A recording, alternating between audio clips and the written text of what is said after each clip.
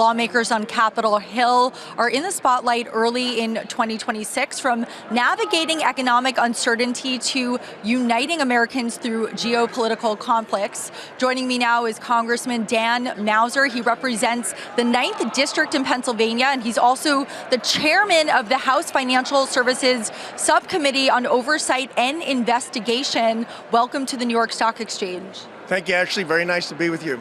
So with the conflict in Iran going into its 4th day, what should Americans know? Well, Americans should understand, first off, many of my Democrat colleagues like to say that this is not a legal use of the War Powers Act, which it absolutely 100% is. Secondly, Iran is a state of terrorism.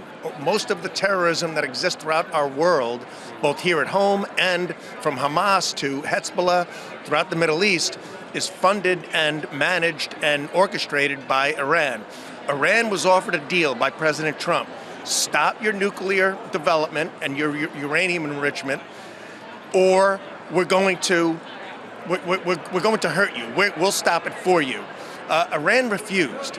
What's not so much known, in the last discussion, we actually offered to provide Iran with the necessary materials for energy production, nuclear energy production, not production for a bomb. Iran said no. So we clearly understood what their intent is. Their intent is to create a bomb and to be a terrorist nation, not just on other countries, but on their own. I received information this morning that it wasn't 30,000 people that were protesting were killed. It was over 90,000. Iran's a country with 93 million people. They murdered 93,000 of their citizens in the last 2 months. This is a rogue state, and because of that, along with the United States, certainly Israel, but the regional nations, President Trump did a great job building trust throughout the region in the Middle East. So Saudi Arabia, Bahrain, UAE, they're all Jordan, they all get it, they're all with us. They want this reign of terror to end, and that's what's taking place. And you said that given the conflict, lawmakers must agree immediately to fund the Department of Homeland Security. How urgent do you feel this is? Well, it is. Let's face it. It's the Department of Homeland Security. That means our borders. That means certainly FEMA. It means TSA. It means our Coast Guard, which guards our coast. And yet the Democrats think it's a wonderful idea to keep that shut down. Okay? All that does is create danger, disruption.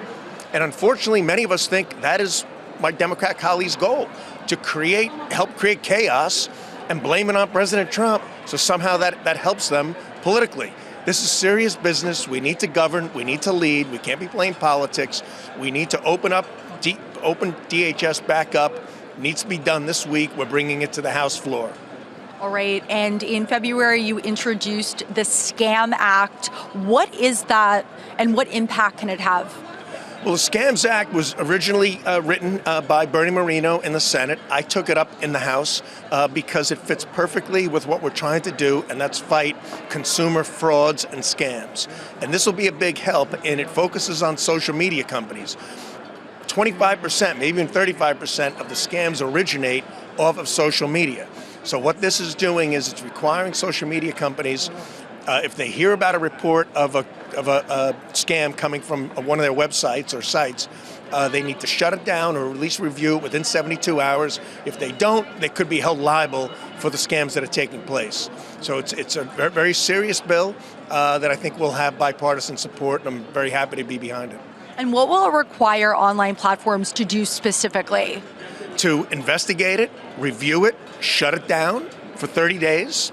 If they suspect that it is delivering fraud, so they got to give the benefit of the doubt that it is a fraudulent if reports came in, and then eliminate it if they find it to be the case.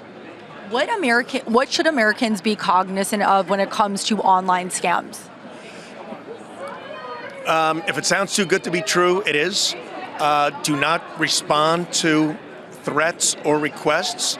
Get a phone number, make the call, have them return your call, verify before responding to such things as Easy Pass threats, where people are told your Easy Pass is overdue if you don't pay X number of dollars, you're going to lose your license. Your bank would never text you and tell you you need to provide them credit card or account information. Okay, go slow, take your time, make the phone calls, and ask for some family assistance if you're unsure.